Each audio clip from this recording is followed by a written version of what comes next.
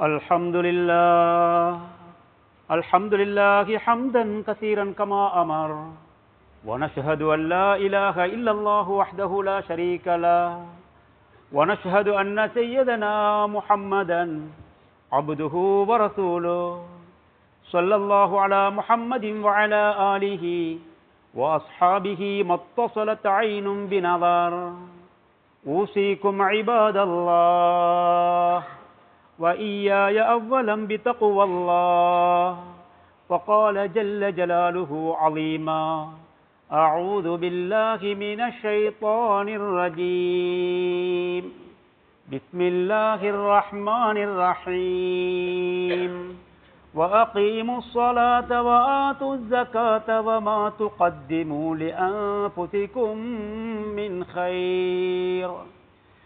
خير تجدوه عند الله إن الله بما تعملون بصير صدق الله مولانا العلي العظيم وقال النبي صلى الله عليه وسلم من نفس عن مؤمن كربة من كرب الدنيا نفس الله عنه كربة من كرب يوم القيامة صدق رسول الله صلى الله عليه وسلم. அளவற்ற அருளாளனும் நிகரற்ற அன்புடையோனுமாகிய அல்லாஹு ஜல்ல ஷானுஹு வ தஆலாவின் திருநாமத்தினால் இன்றைய குத்பா பிரசங்கத்தை ஆரம்பம் செய்கின்றேன். இந்த உலகத்திற்கு இறுதியாகவும் அருளாகவும் அனுப்பி வைக்கப்பட்ட எங்களுடைய நபி முஹம்மது முஸ்தபா ஸல்லல்லாஹு அலைஹி வஸல்லம் அவர்களின் மீது, அவர்களின் வாழ்க்கை வழிமுறைகள் எடுத்து நடந்த சஹாபாக்கள், தாபிஊன்கள், தபா தாபிஈன்கள் மற்றும் கியாமத்துடைய நாள் வரும் வரையில் எவரவர்களெல்லாம் அவர்களின் வாழ்க்கை வழிமுறைகளை எடுத்து நடப்பார்களோ அப்படிப்பட்ட நல்லோர்கள் அனைவர்களின் மீதும் அல்லாஹ்வின் சாந்தியும் சமாதானமும் கபூலியத்தும் அருளும் உருவாகட்டும்.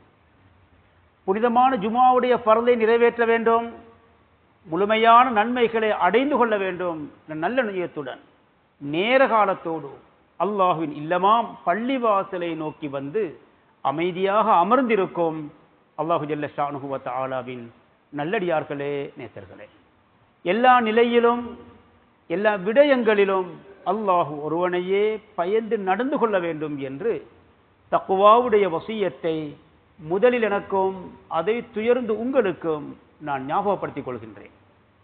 இன்றைய குத்பா பிரசங்கத்தை பொறுத்தவரையில் பல விஷயங்களை ஞாபகப்படுத்துவது பொருத்தமாக இருந்தாலும் நேரம் காலத்தினுடைய தேவையை கருத்தில் கொண்டு மிக முக்கியமான 2 தலையங்கங்கள் இங்கு தெரிவு செய்யப்பட்டிருக்கின்றன.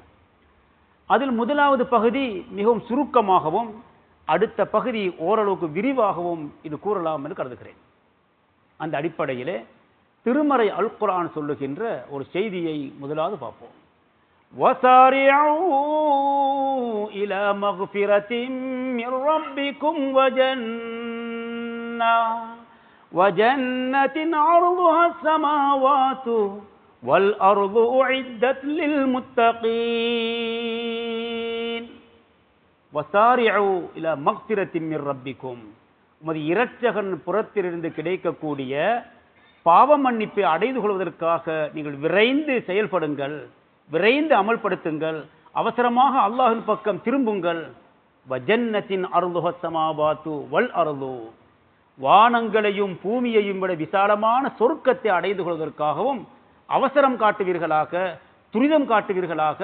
அந்த சொர்க்கம் முத்தகீன்கள் எனப்படுகின்ற நல்ல மனிதர்களுக்காக தயார் செய்யப்பட்டிருக்கிறது என்று திருமறை அல் குர்ஆன் நன்மைகளின் பக்கம் விரைவீர்களாக, நன்மையை அடைந்து கொள்ள அவசரப்படுவீர்களாக, நாளை மறுநாள் ரமதான் வரட்டும், அடுத்த வரட்டும், ஹஜ்ஜி செய்வோம் என்ற அமல்களை பிற்படுத்தாமல் அவசரமாக அமல்களின் பக்கம் ஆர்வம் காட்ட வேண்டும் என்பதை இந்த வசனத்தின் மூலம் சொல்லித் தருகிறான். எனவே ஹிஜ்ரி ஆண்டு 1447 அடைந்து இன்று ரஜபுடைய மாதத்துக்கு விடை கொடுத்து ஷாபானுடைய மாதத்தின் ஆரம்ப 8 காலடி வைத்திருக்கிறோம். 2வது பிறை அல்லது 3வது பிறை இருந்து கொண்டிருக்கிறோம். இன்ஷா அல்லாஹ் கூடிய சீக்கிரம் இன்னும் சில தினங்களிலே ரமதானுடைய மாதம் எங்களை எதிர்நோக்கி நிற்கிறது. நாங்களும் அதை எதிர்பார்த்திருக்கிறோம். அல்லாஹ் முபாரிக் லனா ஃபி ஷாபான் ஃபபல்லிக்னா ரமதான் என்று அல்லாஹ்வுடைய துஆ கேட்போம் இன்ஷா அல்லாஹ். ஷாபான் மாதத்தில் எங்களுக்கு நீ பரக்கத் செய்வாயாக, ரமதானையும் எங்களுக்கு நீ தருவாயாக என்று அல்லாஹ்விடம் கேட்போம் இன்ஷா அல்லாஹ். அந்த ரமதானுடைய முதலாவது 10 ஹயாத்தாக்கி, இரண்டாவது 10ஐயும் இன்ஷா அல்லாஹ் ஹயாத்தாக்கி, மூன்றாவது 10ஐயும் ஹயாத்தாக்கி, குறிக்காக இத்திகா போன்ற அமல்களிலும் கியாமுல் லைல் போன்ற இபாத் ஈடுபட்டு லைலத்துல் கத்ருடைய அந்த இரவையும் அடையக்கூடிய பாக்கியத்தை அல்லாஹ் நம் அத்தனை பேருக்கும் தந்தருவானாக. 2025ஆம் ஆண்டு எங்களோடு கூட நோன்பு நோற்று, தராவீஹ் தொழுகைகள் தொழுது, கியாமுல் லைல் தொழுகையெல்லாம் தொழுது, பெருநாள் கொண்டாடி 6 நோன்புகள் நோற்று, இந்த ரமதான் வருவதற்கு முன் எத்தனையோ பேர் எங்களை விட்டு பிரிந்து மன்னர்கள் வாழ்ந்து கொண்டிருக்கிறார்களே. சென்ற ரஜபுடைய மாதம், இந்த ரஜபுடைய மாதத்தில் மட்டும் இந்த அக்குறையில் ஜனாசாவின் தொகையை கணக்கெடுத்து பார்த்தால் கிட்டத்தட்ட 35 பேர், தெரியாமல் 60 பேரும் தாண்டி இருக்கலாம், கணக்கெடுத்த வகையில் 35 பேர். இது ஷாபான் மாதம் ஆரம்பித்திருக்கிறது. இந்த ஷாபான் மாதத்திலும் எத்தனை ஜனாசாக்கள் கேள்விப்பட்டோம்.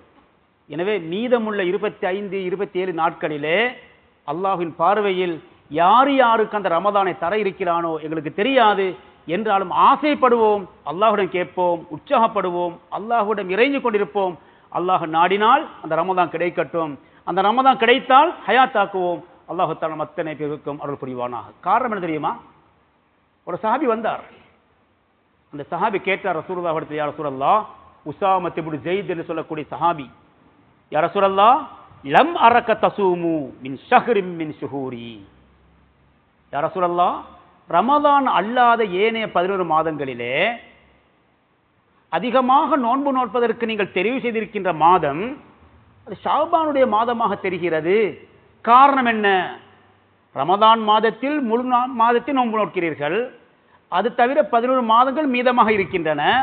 மீதமாக இருக்கிற 11 மாதங்களிலே அதிகமாக நீங்கள் ஷாபான் மாதத்தில் நோன்பு நோக்கிறீர்களே, காரணம் என்ன? சொன்னார்கள் முஹம்மதுர் ரசூல் ஸல்லல்லாஹு அலைஹி வஸல்லம், ذَلِكَ شَهْرٌ يَغْفَلُ عَنْهُ النَّاسُ بَيْنَ رَجَبَ وَرَمَضَانَ. ரமதானுடைய மாதத்துக்கும் ரஜபுடைய மாதத்துக்கும் நடுவில் தான் இந்த ஷாபான் மாதம் வருகிறது. இந்த ஷாபானுடைய சிறப்பையும் கண்ணியங்களையும் கௌரவங்களையும் மனிதர்கள் மறந்து வாழ்கிறார்கள், கணக்கில்லாமல் இருக்கின்றிருக்கிறார்கள். அது மிகவும் சிறந்த ஒரு மாதம். ஷஹ்ருன் துர்ஃபஉ ஃபீஹில் அமாலு இலா ரப்பில் ஆலமீன.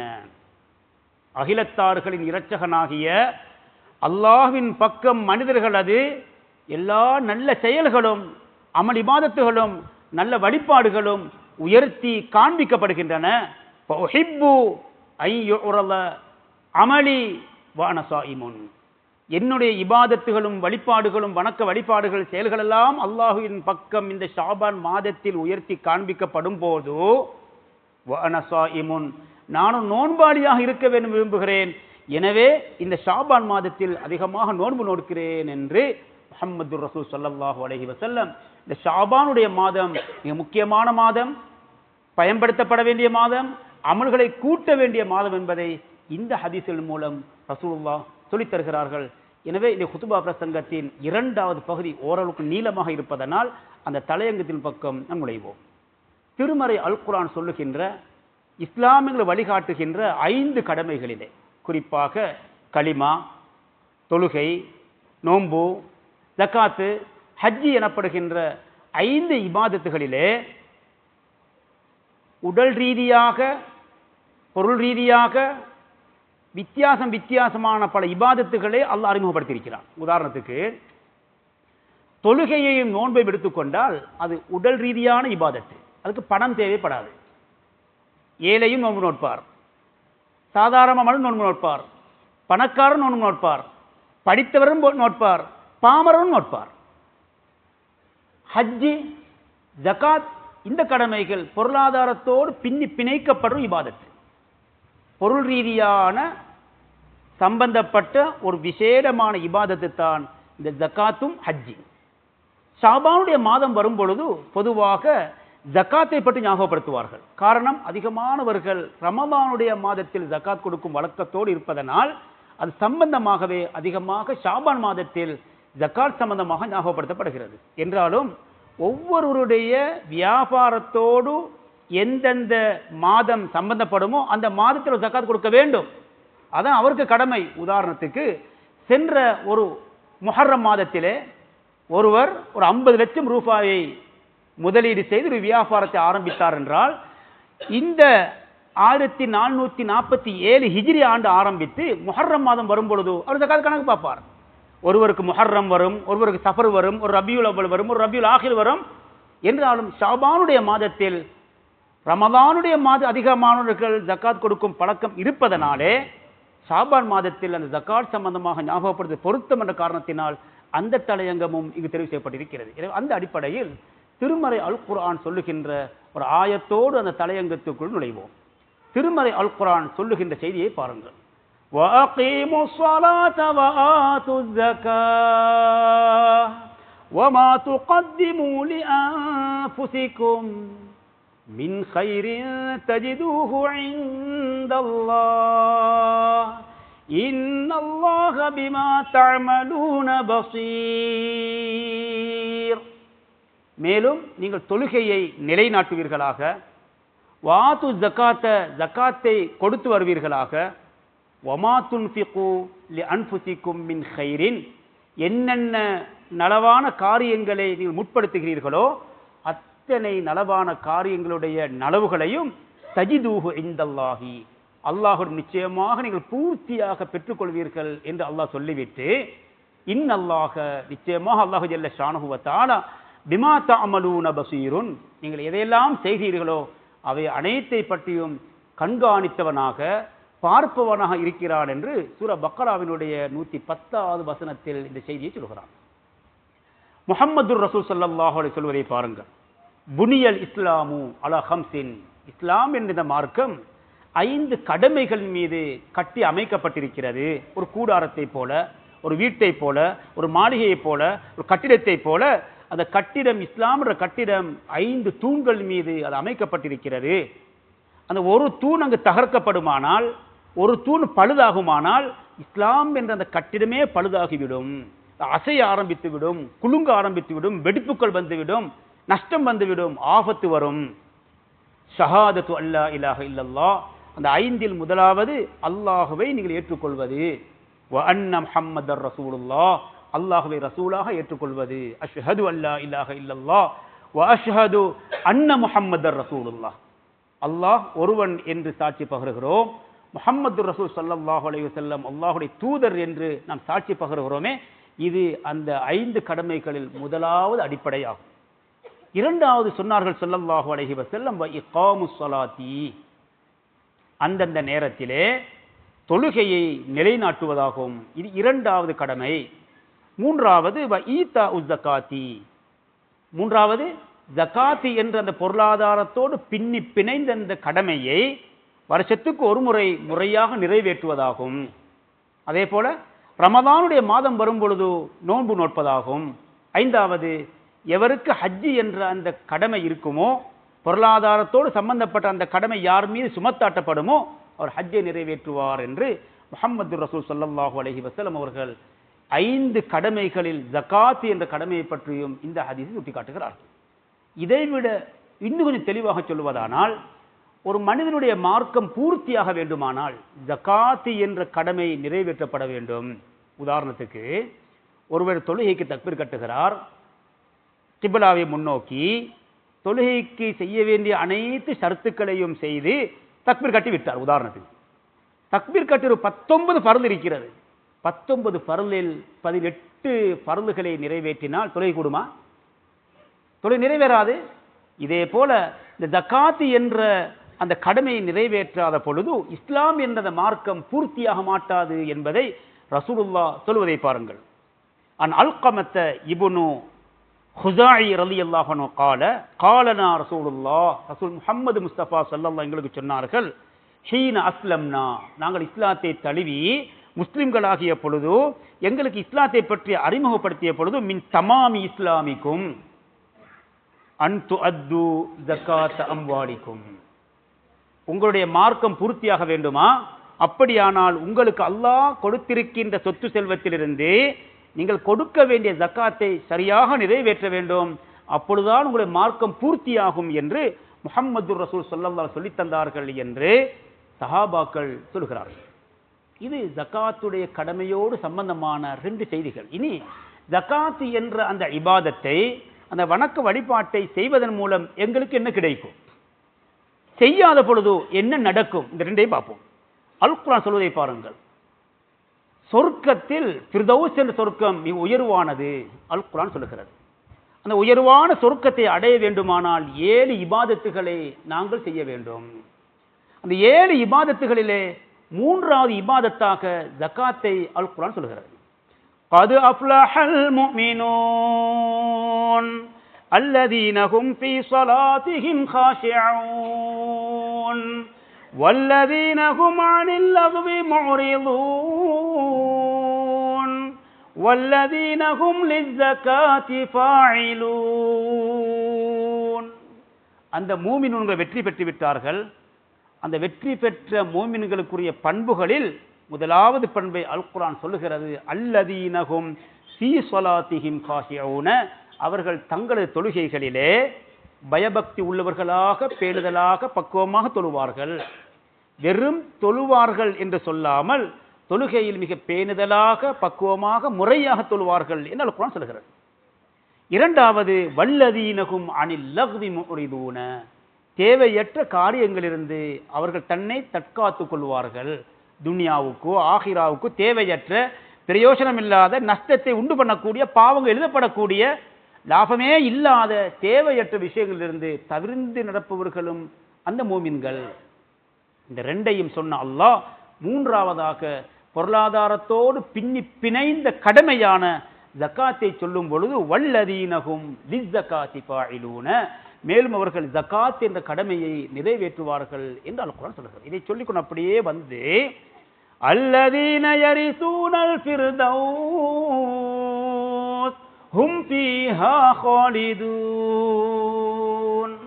இந்த வணக்க வழிபாடுகளை சரியாக செய்பவர்கள்தான் எரிசூனல் ஃபிர்தௌஸ, ஃபிர்தௌஸ் என்ற உயர்ந்த சொர்க்கத்தை சொந்தமாக்கக்கூடியவர்கள் என்று சொல்லிவிட்டு ஹும் ஃபீஹா காலிதூன, அந்த சொர்க்கத்தில் அவர்கள் நிரந்தரமாக இருப்பார்கள் என்று அல்லாஹ் ஜல்ல ஷானுஹு வ தஆலா அந்த தொழுகை, நோன்பு, ஜகாத், ஹஜ் என்ற 5 கடமைகளில் இந்த இடத்தில் ஜகாத்தை பற்றி சொல்லி அது விசேஷமான இபாதத், அது சொர்க்கத்தின் பக்கம் கொண்டு சேர்க்கக்கூடிய இபாதத், அதிலும் குறிப்பாக ஜன்னத்துல் ஃபிர்தௌஸை தரக்கூடிய இபாதத் என்பதை இந்த வசனம் சுட்டிக்காட்டுகிறது.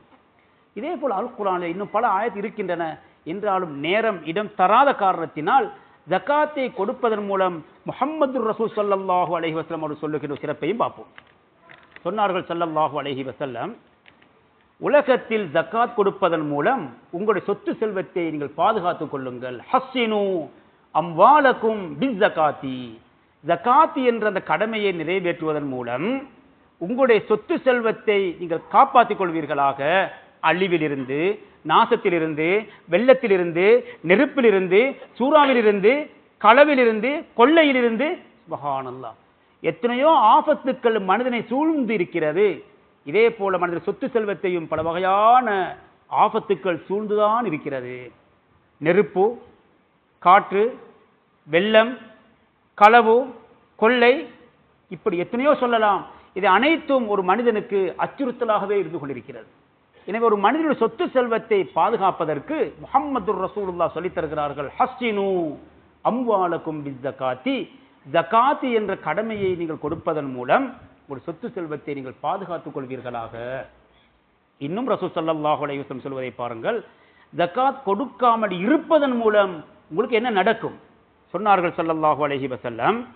உலகத்திலே குறிப்பாக கடலிலே அல்லது தரையிலே, மண்ணிலோ தண்ணியிலோ ஏதும் ஆபத்துக்கள் அழிவுகள் வந்ததாக நீங்கள் கேள்விப்பட்டால் சொன்னார்கள் ஸல்லல்லாஹு அலைஹி வஸல்லம், மா தலிஃப மாலுன் ஃபி பர்ரின் வலா பஹ்ரின் இல்லா பிமன்இ ஸகாத்தி, கடலிலோ தரையிலோ சொத்து செல்வத்துக்கு ஆபத்து வந்ததா, அப்பொழுது நீங்கள் அறிந்து கொள்ளுங்கள் பிமன்இ ஸகாத்தி, அங்கு ஜகாத் கொடுக்கப்படவில்லை என்று முஹம்மது ரசூல் ஸல்லல்லாஹு அலைஹி வஸல்லம் சொல்லித் தருகிறார். நிலத்திலும் கடலிலும் அழியும் எந்த செல்வமாக இருந்தாலும் அது ஜகாத் மறுப்பிலாயே ஆகும் என்று ஸல்லல்லாஹு சொல்லித் தருகிறார். இதைவிட தெளிவாக இன்னும் ஹதீஸை பார்க்கலாம்.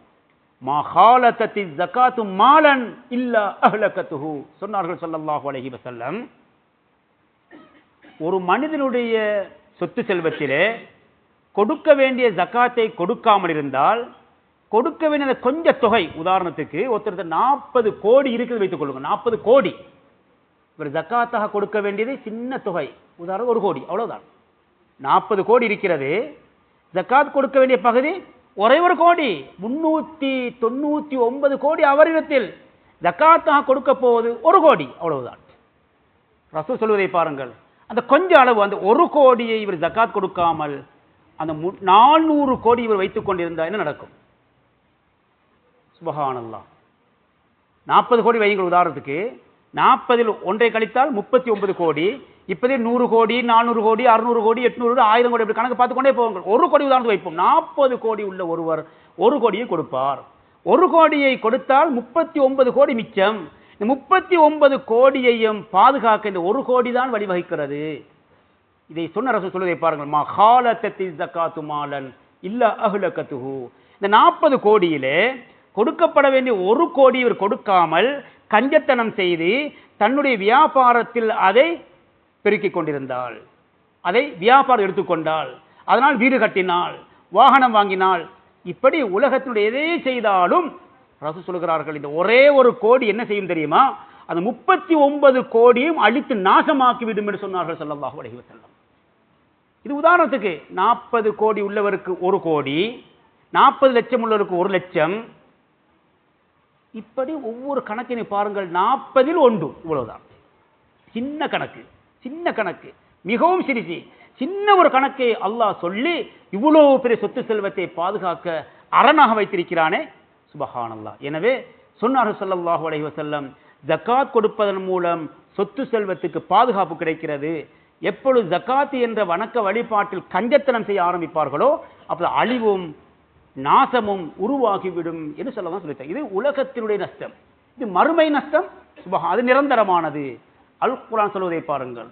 வல்லதீன யக்னிஸூன الذهب والفضة ولا ينفقونها في سبيل الله فبشرهم بعذاب أليم يوم يحمى عليها في نار جهنم فتكوى بها جباههم وجنوبهم وظهورهم هذا ما كنزتم لأنفسكم فذوقوا ما كنتم تكنزون.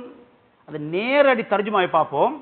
தங்கமும் வெள்ளியும் சேமித்து வைத்து அல்லாஹ்வின் பாதையில் ஜகாத் என்ற அந்த கடமையை நிறைவேற்றாமல் இருப்பவர்களுக்கு வேதனையூட்டும் தண்டனையுண்டு என்று நபியே நீர் அறிவிப்பீராக, அறிவிப்பீராக என்று சொல்லி முடிக்காமல் அது எப்படி தண்டனை கொடுக்கப்படும், அந்த சொத்து செல்வம் என்ன ஆகும், இந்த காணி, இந்த பூமி, இந்த வாகனம், இந்த சொத்து செல்வம், இந்த வியாபார பொருட்கள் அனைத்தும் என்னவாக மாறும்?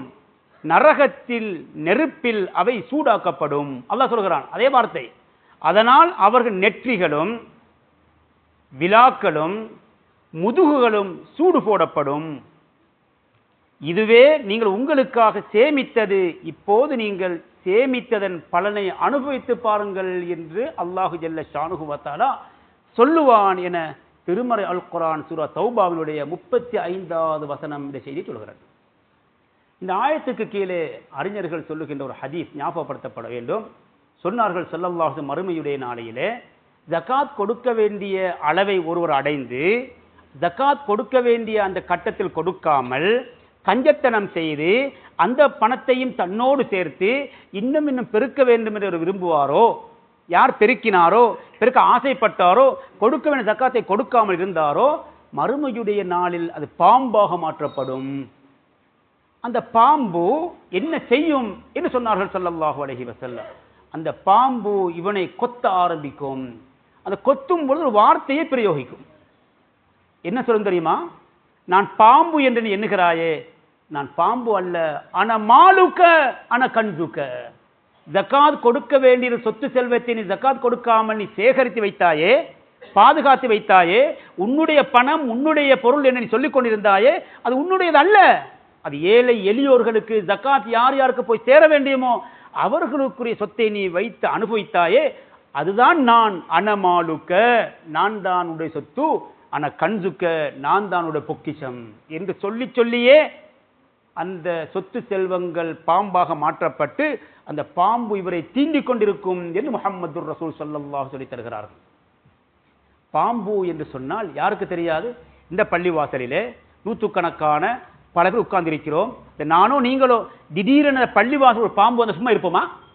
நான் இந்த குத்பா ஓதுவேனா? நீங்க கேட்டுக்கொண்டு இருப்பீர்களா? சாதாரணமான உலகத்தினுடைய பாம்பு, சுபஹானல்லாஹ், மறுமையுடைய பாம்பு உலகத்தினுடைய சாதாரண பாம்பாது. ஆனா மாலுக்க ஆனா கண்துக்க, நான் தான் உன்னுடைய சொத்து, நான் உன்னுடைய செல்வம், நான் தான் உன்னுடைய காணி, நான் தான் உன்னுடைய பூமி, நான் தான் உன்னுடைய வாகனம் என்று சொல்லுவது போல அந்த பாம்பு எங்களை சொல்லிக்கொண்டே தீண்டிக் கொண்டிருக்கும் என்று முஹம்மது ரசூல் சொன்னார்கள். அல்லாஹ் தஆலா பாதுகாக்க வேண்டும். எனவே இன்ஷா அல்லாஹ் ஒவ்வொருவரும் அவருடைய ஜகாத் கொடுக்க வேண்டிய காலம் வந்துவிட்டால், அதை கொடுக்க வேண்டிய அளவை அறிந்துவிட்டால், எது எதில் கொடுக்கப்பட வேண்டுமே அதையும் தெரிந்துவிட்டால், வருஷத்துக்கு ஒரு முறை கொடுக்க வேண்டிய ஜக்காத்தை சரியாக கணக்கு பார்த்து முறையாக அதை அறிஞர்களை நாடி தெளிவுபற்று அந்த ஜக்காத்தை கொடுத்து விட வேண்டும். உதாரணத்துக்கு ஜக்காத் யார் கொடுக்க வேண்டும், ஜக்காத் எவ்வளவு இருந்தால் கொடுக்க வேண்டும், என்னென்ன பொருள் ஜக்காத் கொடுக்கப்பட வேண்டும், அது யார் யாருக்கு பகிர்ந்தளிக்கப்பட வேண்டும் என்ற ஒரு நீளமான சட்டத்திட்டங்கள் இருக்கின்றன. அதை மிம்பரில் சொல்ல போனால் அதுவே ஒரு குத்துபா முடிந்துவிடும். எனவே சுருக்கமாக சொல்லுவதானால், இந்த காலத்தை பொறுத்தவரையிலே தங்கத்தினுடைய பொறுமதியை வைத்து பார்க்கும் பொழுது 40 லட்சத்தின் சொந்தக்காரர் ஜக்காத் கொடுக்க தகுதியானவர். அது எப்படி கணக்கு பார்ப்பது என்றால், ரசூலுல்லாஹுடைய காலத்திலிருந்து கொடுத்த தங்கத்தின் கணக்கை பார்த்தால் 10.5 பவுன் சொல்லுவார்கள். 10.5 பவுனுடைய பொறுமதிக்கு தங்கம் உள்ளவர், அந்த அளவுக்கு சொத்து உள்ளவர், அந்த அளவுக்கு வியாபார பொருள் உள்ளவர், தங்கம் வெள்ளி வியாபார பொருள் என்று நீளமான லிஸ்ட் இருக்கிறது. அந்த தகுதி உள்ளவர் ஒவ்வொருவரும் ஜக்காத் கொடுக்க வேண்டும். இதை மட்டும் விளங்கிக் கொள்வோம். இது தவிர இன்னும் எத்தனையோ சட்டங்களை, யார் கொடுக்க வேண்டும், எவ்வளவு கொடுக்க வேண்டும், எதில் கொடுக்க வேண்டும், எப்படி பிரிக்க வேண்டும், யாரு கொடுக்கப்பட வேண்டும் என்பதையெல்லாம் உலமாக்களை அணுகி கேட்டுக்கொள்ளுங்கள். ஜக்காத் என்ற கடமை ஏனைய இபாதத்தை விடவும் ஒரு படி மேல். காரணம் என்ன தெரியுமா? நான் தொழுவேன் எனக்கு லாபம், நான் தொழவில்லை எனக்கு நஷ்டம். ஆனால் ஜக்காத் என்ற கடமையை யாரும் செய்யாவிட்டால் ஒரு சமூகத்துக்கு நஷ்டம், ஏழைகளுக்கு நஷ்டம், ஃபக்கீர்களுக்கு நஷ்டம், கடன்காரருக்கு நஷ்டம், இப்னு சபீலுக்கு நஷ்டம், காரிமுன்களுக்கு நஷ்டம், முஅல்லஃபத்துல் குலூபுக்கு நஷ்டம், 8 கூட்டத்தாரை அல் குர்ஆன் சொல்றாங்க, 8 கூட்டத்தாருக்கும் நஷ்டம். இது ஒரு சமூக கடமை, சமூக பொறுப்பு. எனவே ஒரு ஃபர்லான ஒரு இபாதத்தாகிய தொழுகையை நிறைவேற்றுவதற்காக பல கோடி பல லட்சம் ரூபாய் செலவழிக்கப்படுகின்றன. அழகான ஒரு ஜமாத் என்ற கூட்டு அடிப்படையில் நடத்தப்படுகின்றன. ஒரு ஃபர்லான தொழுகை நிறைவேறுவதற்காக சுபஹி, லுஹரு, அஸரு, மக்ரிபு, இஷா என்ற இந்த 5 நேர தொழுகை இமாம் ஜமாத்தோடு தொழுது 27 மடங்கு நன்மைகளை பெற வேண்டும் என்பதற்காக எத்தனை கோடி ரூபாய் செலவழிக்கப்படுகின்றன. இந்த நாட்டிலே சுமார் 5000 பள்ளிவாசல் வைத்துக் கொள்ளுங்கள், கூடினாலும் குறையாது. உதாரணத்துக்கு சரி, ஸ்ரீலங்கா விடுவோமே, நமது ஊரை பார்ப்போம். நமது ஊரில் சுமார் 83 பள்ளிவாசல்கள், தெய்காக்கள், ஜும்மாக்கள் உட்பட இருக்கின்றன. ஒரு பள்ளிவாசலுக்கு சராசரி 1 லட்சம் ரூபாய் செலவுன்னு கணக்கு பாருங்கள். 83 லட்சம் செலவு போகாதா? எதற்காக? சாதாரணமா 1 லட்சம் கரண்ட், தண்ணி பில், அந்த செலவு இந்த செலவு எல்லாம் கழித்து சாதாரண ஒரே 1 லட்சம் கணக்கு பாருங்கள். 1 லட்சம் என்று கணக்கு பார்த்தாலும் நமது ஊருக்கு பரலான தொழிலை நிறைவேற்றுவதற்காக 83 லட்சங்கள் செலவழிக்கப்படுகின்றன. எதற்காக? தொழுத தொழுகை பூர்ணமாக தொழுவிக்கப்பட வேண்டும், அதற்கான நன்மை 27 மடங்கு கிடைக்க வேண்டும், அதன் மூலம் பிரயோஜனம் முழுமையாக கிடைக்க வேண்டும், நன்மையும் கிடைக்க வேண்டும், தன்மையும் கிடைக்க வேண்டும் என்பதற்காக பல கோடி ரூபாய் செலவழிக்கப்பட்டு, பல லட்சம் ரூபாய் செலவழிக்கப்பட்டு, அதற்கு ஒரு இமாம், அதற்கு ஒரு முஅஸ்ஸின், அதற்கு ஒரு பள்ளிவாசல், அதற்கு காப்பட், அதற்கு ஃபேன், அதற்கென்று கரண்ட், தண்ணி, ஹவுல், டெப், சுப்ஹானல்லாஹ், எத்தனை ஏற்பாடு! ஒரு ஃபர்லான தொழுகையை அழகாக நிறைவேற்றுவதற்காக அப்படிப்பட்ட ஒரு ஏற்பாடு இருக்குமானால், ஜகாத் என்ற இந்த விசேஷமான கடமையை நிறைவேற்ற அதற்கு ஏற்பாடு இல்லையா? அதுக்கு ஒரு நிறுவனம் தேவையில்லையா? அதற்கு ஒரு கூட்டு அமைப்பு தேவையில்லையா? அதையும் தான் நினைத்தபடி கொடுக்கலாமா? தானாக ஒருவர் வந்து தனியே தொழுதார், தொழுகை கூடும். ஆனால் 27 மடங்கு கிடைக்குமா? அந்த 27 மடங்கு நன்மை கிடைக்குமா? அதே போல ஜகாத் என்ற ஒரு கடமையை தனியே நிறைவேற்றினாலும் கடமை நிறைவேறும். ஆனால் எது நிறைவேற வேண்டுமோ, எது நடக்க வேண்டுமோ அது நடக்குமா? சுபஹான். அதை பற்றி சுருக்கமாக நோக்குவோம். ஏற்கனவே சொன்னது போல ஜகாத் என்ற இந்த கடமை லேசானது கடமை. எப்படி என்று பார்த்தால், தொழுகையை பற்றி ரசூலுல்லாஹ் சொல்லும் பொழுது, மிஅராஜுடைய பயணத்திலே ஸல்லல்லாஹு அலைஹி வஸல்லம் அவர்கள் அல்லாஹ்வை சந்தித்து சித்ரத்துல் முன்தஹாவிலிருந்து இறங்கி வரும் பொழுது, அல்லாஹ்வோடு சந்தித்து எதையெல்லாம் கதைக்க வேண்டுமோ, எதையெல்லாம் அல்லாஹ் சொல்ல வேண்டுமோ, எதையெல்லாம் வஹீயின் மூலமாக அறிவிக்க வேண்டுமோ அத்தனையையும் அறிவித்த பிறகு ஸல்லல்லாஹு அலைஹி வஸல்லம் அவர்கள் 7வது வானத்திலிருந்து 6வது 5வது 4வது 3வது இப்படியே இறங்கி வரும் பொழுதுதான் மூசா நபி அலைஹிஸ்ஸலாத்து வஸ்ஸலாம் அவர்கள் சந்தித்த வரலாறு கேள்விப்பட்டிருக்கிறோம். கேள்விப்பட்ட பொழுது 50 நேர தொழுகையை கடமையாக்கியதாகவும், அந்த 50 பாரம் கஷ்டமாக இருக்கும், எனவே அல்லாஹ்விடம் சென்று ஃபல் யுஹஃபிஃப் ரப்பக, உமது இரட்சகரிடம் குறைக்க கேளுங்களே என்று மூசா நபி சொல்ல ரசூலுல்லாஹ் சென்ற பொழுது குறைத்து கொடுத்தோம் என்பதை கேள்விப்பட்டிருக்கிறோம். 50 நேர தொழுகையாக இருந்ததை அல்லாஹ் சுருக்கி 5ஆக கொடுத்து லேசிப்படுத்தினான். அல்லாஹ் நாடி இருந்தால் அந்த 50ஐயுமே ஃபர்லாக்கி இருந்தால் எவ்வளவு கஷ்டப்பட்டிருப்போம். சுப்ஹானல்லாஹ், அல்லாஹ் இரக்கமான். அல்லாஹ் சொன்னான், ஹிய ஹம்சுன் வஹிய ஹம்சூன. சுப்ஹானல்லாஹ், இரக்கமானவன். 5 நேர தொழுகையை தொழச் சொல்லுங்கள், உம்மத்துக்கு நேரத்துக்கு தொழச் சொல்லுங்கள். ஹம்சூன, 50 நேர தொழுகையின் கூலியை நான் கொடுப்பேன் சொல்லிவிடுங்கள் நபியே. சுப்ஹானல்லாஹ், 5ஐ தொழுவோம், 50இன் கூலி கிடைக்கும், 1க்கு 10. சுப்ஹானல்லாஹ், 50ஐ கடமையாக்கி இருந்தால் கஷ்டப்பட்டிருப்போம். அதே போல ஜகாத் என்ற கடமையை இருக்கின்ற சொத்திலே அரைவாசியில் சொல்லியிருந்தால் யாருக்காவது மறுக்க முடியுமா? 4ல் 1 காவாசி சொல்லியிருந்தால் யாரும் கேள்வி கேட்க முடியுமா? இருக்கின்ற சொத்தில் 3ல் 2 என்று சொல்லியிருந்தால் யாருக்கும் மறுத்து பேச முடியுமா? 100ல் 10ல் 1 10ல் 1 என்று சொல்லியிருந்தால் யாரும் மறுக்க முடியுமா? சுப்ஹானல்லாஹ், அல்லாஹ் எவ்வளவு இலவசப்படுத்தினான். 40ல் 1, 40 கோடியா 1 கோடியை கொடு, 40 லட்சமா 1 லட்சத்தை கொடு, 1 கோடியா 2 லட்சத்தை கொடு, 97 லட்சம் எங்களுக்கு கையில். 40 கோடியில் 39 கோடி எமது கையில், 1 கோடி ஜக்காத். 30 லட்சத்தில் 40 லட்சத்தில் 40 லட்சத்தில் 1 லட்சம் ஜக்காத்து, 39 லட்சம் எமது கையில். சுப்ஹானல்லாஹ், 1 கோடியில் 2.5 லட்சம் ஜக்காத்து, 97 லட்சம் எங்களுக்கு கையில். சுப்ஹானல்லாஹ், எவ்வளவு லேசிப்படுத்தினான்.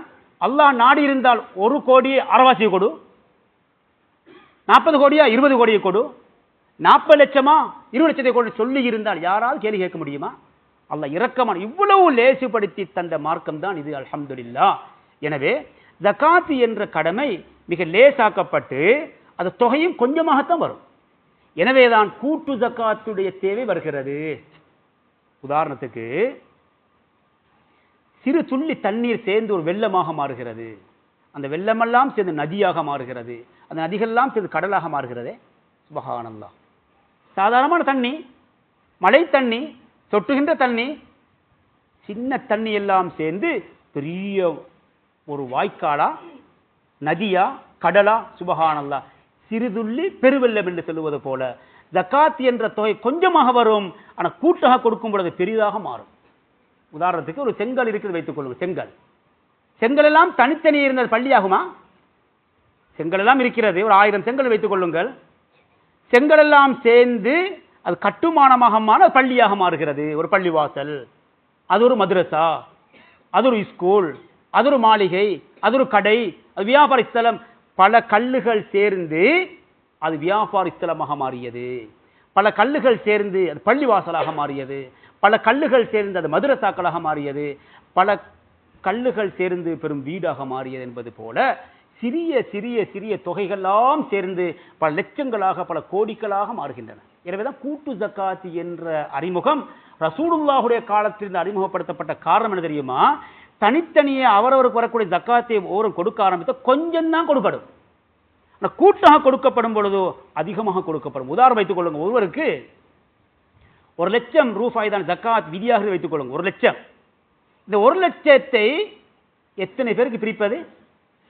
இந்த 1 லட்சம் என்ற இந்த கணக்கை 100ஆக பெருக்கி பார்த்தா 100 பேருக்கு கடமையாயினால் அது 100 பேரும் சேர்ந்தால் சுபஹான கோடி. அந்த கோடியை அழகாக சீரமைத்து அதற்கு ஒரு திட்டமிட்டு அதற்கொண்டு முறைப்படுத்தி அழகா நிறுவன ரீதியாக கொடுக்கும் பொழுது பிரயோஜனம் அதிகம். எது போல தெரியுமா?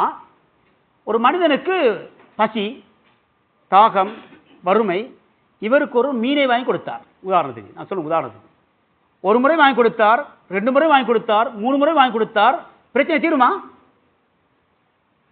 மீனை வாங்கி கொடுப்பதற்கு பதிலாக மீன் வலையை வாங்கி கொடுத்தார். என்ன நடக்கும்? சுப்ஹானல்லாஹ். மீன் வலையை வாங்கி கொடுத்தார். இவர் மீன் பிடிப்பார், இவர் தொழிலாளியாக மாறுவார், இவர் ஒரு வியாபாரியாக மாறுவார், இவர் சுய தொழிலை ஊக்குவிக்கப்படுவார், இவர் சொந்த கால் நிற்பார், அடுத்தவர் கையெத மாட்டார். இது கூட்டாக செய்யும் பொழுதுதான் இது. உதாரணத்துக்கு ஒரு சாதாரண விதவை பெண்ணை வைத்துக் கொள்ளுங்கள். ஒரு சாதாரண விதவை பெண் தனிப்பட்ட முறை ஜக்காத் கொடுக்கும் பொழுது சின்ன பணம் கொடுக்கும், 25,000 ரூபாய். 25,000 ரூபாய் எடுத்து செல்லுகின்ற அந்த பெண்மணியால் எதை செய்ய முடியும்? சாதாரணமான சில விஷயத்தை செய்வதோடு பணம் முடிந்து விடும். இந்த 25,000 என்று 10 பேர் சேர்ந்து கொடுத்திருந்தால் 2.5 லட்சம். ஒரு மிஷினை வாங்கி கொடுப்போமே, தையல் மிஷினை வாங்கி கொடுப்போமே, அவள் ஒரு பெரிய வியாபாரியாக மாறுவாவே, சொந்த கால் நிற்பாவே, அடுத்து கையெந்த மாட்டார்களே. இப்படி பல உதாரணத்தை சொல்ல முடியும். சிறுதுள்ளி பெருவெள்ளி என்பது போல கொஞ்சம் கொஞ்சமாக சேருகின்ற பணம் ஜகாத் என்ற நிறுவனத்தோடு சேரும் பொழுது பல கோடிகளாக மாறுகின்றன. பல கோடிகளாக மாறும் பொழுது பல மக்களுக்கு உதவி செய்ய முடியுமாக இருக்கிறது. அந்த அடிப்படையிலே சுருக்கமாக சொல்வதானால் 2004ஆம் ஆண்டு தொடக்கம் அக்குர்ணையை மலர்ந்த ஒரு பூதான் அந்த பைத்து ஜக்காத் என்ற நிறுவனம். அல்ஹம்துலில்லாஹ் 22 வருஷங்களை கடந்து செல்லுகின்ற இந்த பைத்து ஜக்காத் நிறுவனம் பல வகையான சாதனைகளை சாதித்திருக்கிறது. சுருக்கமாக சொல்வதானால் அக்குர்ணையை பொறுத்தவரையிலே அல்ஹம்துலில்லாஹ் சும்மா அல்ஹம்துலில்லாஹ் 80,000 பேர் வாழ்ந்து கொண்டிருக்கிறோம். கிட்டத்தட்ட 80,000 என்பது சாதாரண ஒரு குடும்பத்தில் 5 பேர் கணக்கு பார்த்த 16,000 குடும்பம் வாழ்ந்து கொண்டிருக்கிறோம். இந்த 16,000 பேரிலே ஜகாத் கடமை என்ற கணிப்பில் பார்த்தால் சாதாரண 5,000 பேர் ஜகாத் கடமையாக மாட்டாதா? 5,000 பேர் சுப்ஹானல்லாஹ். 5,000, 6,000, 7,000, 8,000 கடமையாகும். சரி, சாதாரணமாக கணக்கை பார்ப்போம். ஒரு 5,000 பேருக்கு ஜக்காத் கடமை வைத்துக் கொள்ளுங்கள். இந்த 5,000 பேருடைய ஜக்காத் ஒரு நிதி நிறுவனத்தில் சேர்ந்து எத்தனை கோடி கோடி மில்லியன் பில்லியன் ட்ரில்லியன் சேரும்? எத்தனை பேருடைய பிரச்சனை முடியும்? சுப்ஹானல்லாஹ். எனவே இந்த கூட்டு ஜக்காத்தின் முக்கியமானது. எனவே 2004ஆம் ஆண்டிலிருந்து 2025 வரையிலே அல்ஹம்துலில்லாஹ் கொஞ்சம் கொஞ்சமாக பல முன்னேற்றங்களை கண்டு வீரநடை போட்டு பெரும் பெரும் சாதனைகளை படைத்து வெற்றி பெற்ற நிலையில் பைத் ஜக்காத் இருந்தாலும் போதாது. ஏன் போதாது? 50 கோடி 500 கோடி சேர வேண்டிய இடத்திலே இன்னமும் 20 கோடி 25 கோடி சேர்ந்த போதுமா? அதுவும் 5,000 பேர் ஜக்காத் கொடுக்க தகுதியாக இருக்கும் இந்த நிலையில் இந்த பைத் ஜக்காத் நிறுவனத்தோடு சம்பந்தப்பட்ட ஒரு 750 பேருடைய ஜக்காத் தான் இது. 750 800 பேருடைய ஜக்காத் தான் பல கோடி கோடி மில்லியன் பில்லியன் சாதனை படைத்திருக்கிறது. அப்படியானால் ஒரு 3000 பேர் பைத் ஜக்காத் நிறுவனத்தோடு தொடர்பாகி சம்பந்தப்பட்டு அவரோட ஜக்காத்தை கொடுக்க ஆரம்பித்தால் எத்தனை கோடி சேரும்?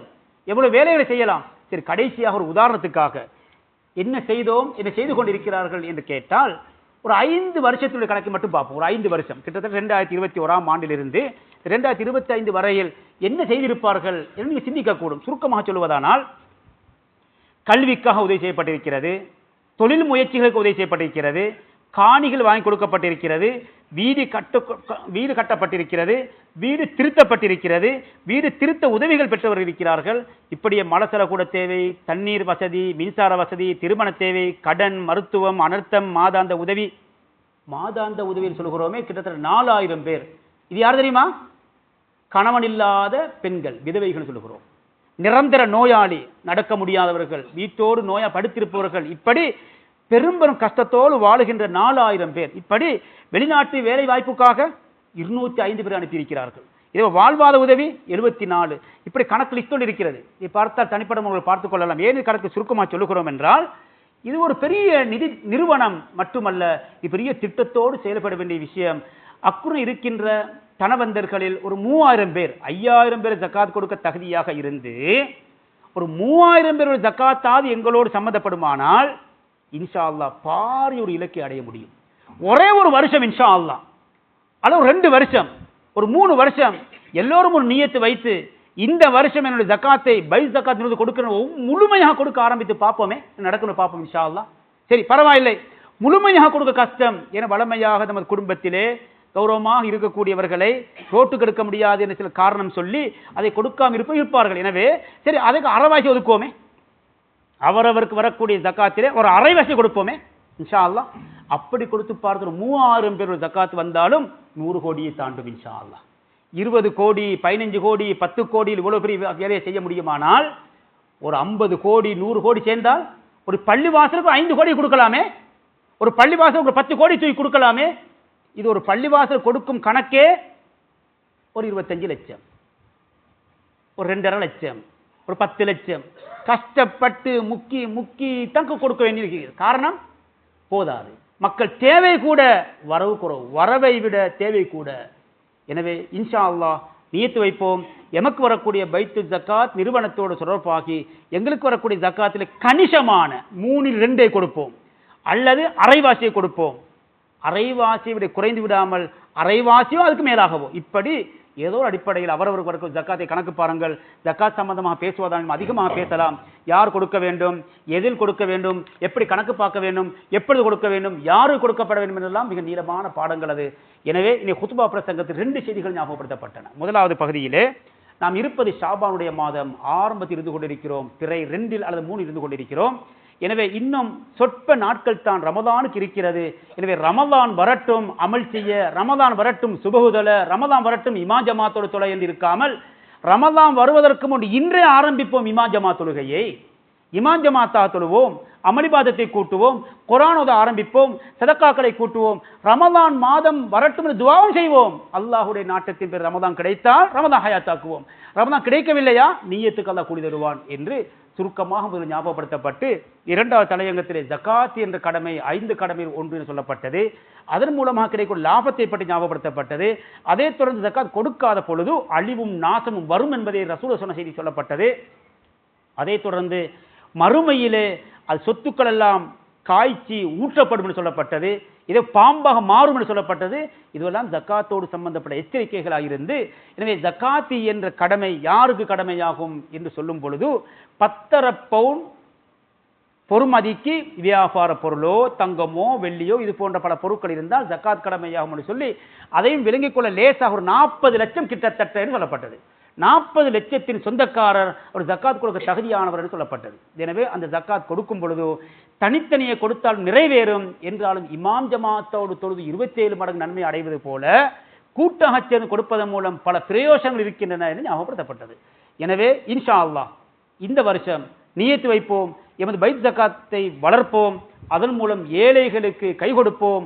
கண்ணீர் வடித்துக் கொண்டிருக்கின்ற அந்த ஃபக்கீர்கள், புக்கராக்கள், ஏழைகள், காரிமுங்கள், இப்னு சபீர்கள் இப்படி ஜக்காத்திற்கு தகுதியானவர்கள் கை கொடுத்து அவர்களுடைய துஆக்களை பெற்றுக்கொள்ள வல்ல அல்லாஹ் ஜல்ல ஷானுஹு வ தஆலா மத்தரை பேரை கபூல் செய்வான். ரப்பே எங்கள் குற்றம் குறைகளை மன்னிப்பாயாக, நல்லவர்களாக வாழ வைப்பாயாக, நல்லவர்களாக வாழ வைப்பாயாக, நல்ல நிலையில் மௌத்தாக்குவாயாக, கலிமாவோடு வாழ்ந்து கலிமாவோடு மரணித்து மேலான ஜன்னத்துல் ஃபிர்தௌஸுடைய பாக்கியத்தை நம் அத்தனை பேருக்கு தந்தருவாயாக.